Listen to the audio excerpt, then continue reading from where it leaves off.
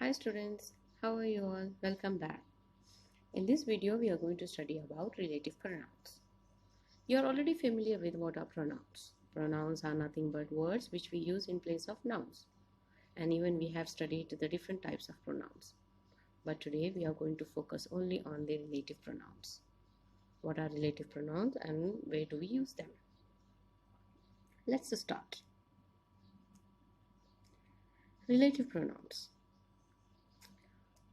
What is their job? What do they do exactly? Why do we need them? Relative pronouns. They link and introduce a relative clause to another part of a sentence. So what do these relative pronouns do? They link and introduce. Means relative clause. You know what are already clauses. Clauses means a group of words with a verb.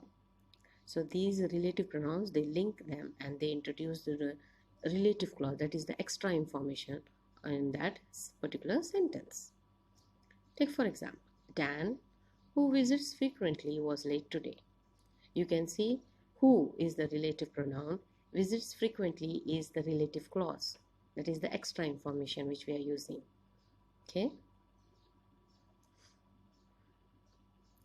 What are the different relative pronouns? You can see here in the picture who, whose, whom, that, which. These are the 5 relative pronouns which we are going to study today. Where do we use each one of them? Take for example, who. See the example over there? Maggie, who loves to read, picked up her book. Whom. She chose someone whom she considered responsible. Whose. The boy whose dog was loose ran quickly. That. Katie did all the homework that the teacher assigned.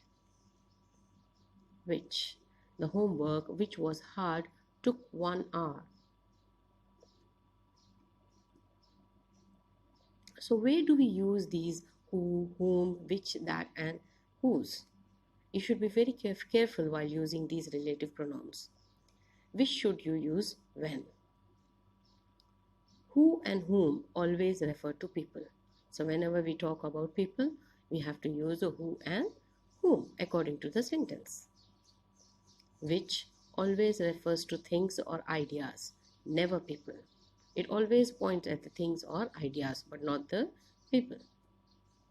That and whose can refer to people, things and ideas. All here. That we can use for people also, things also and ideas, and even whose. Whose shows that belongingness. So this is where we use all these relative pronouns. Yes. Relative pronouns can combine 2 sentences also. Till now we have studied how to use which relative pronoun.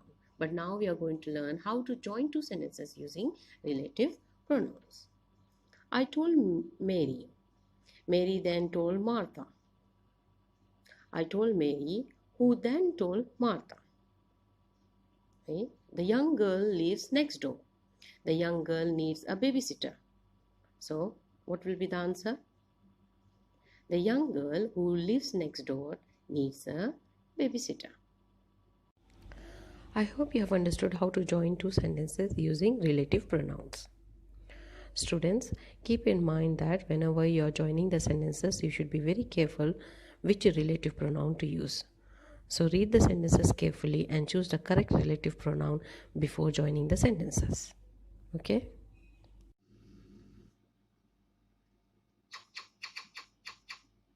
Relative pronouns.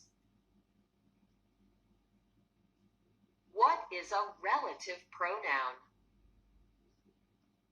Relative pronoun is a pronoun that introduces a relative clause in a sentence. The purpose of a relative clause is to give more information about the noun in the sentence. The relative pronoun is at the beginning of the relative clause. An easy way to remember a relative pronoun is to remember that they relate back to something or someone else in the sentence.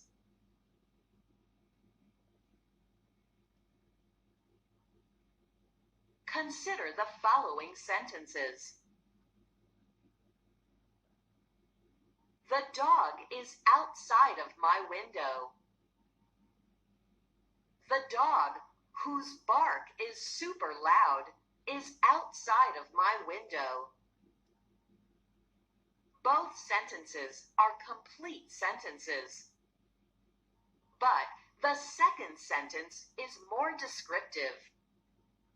It gives more meaning to the sentence. Just saying that there is a dog outside of a window doesn't really tell the reader much. By adding the relative clause, whose bark is super loud, we can understand more about why it matters that the dog is outside of the window. Relative clauses cannot stand alone. They are only a part of a sentence.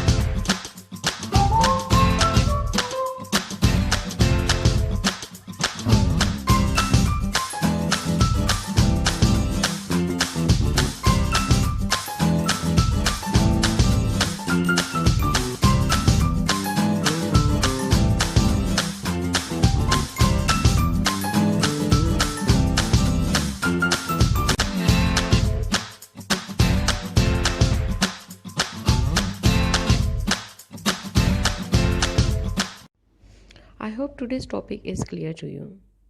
If you have any doubts, please let me know. And please do the worksheet, write the answers clearly in it.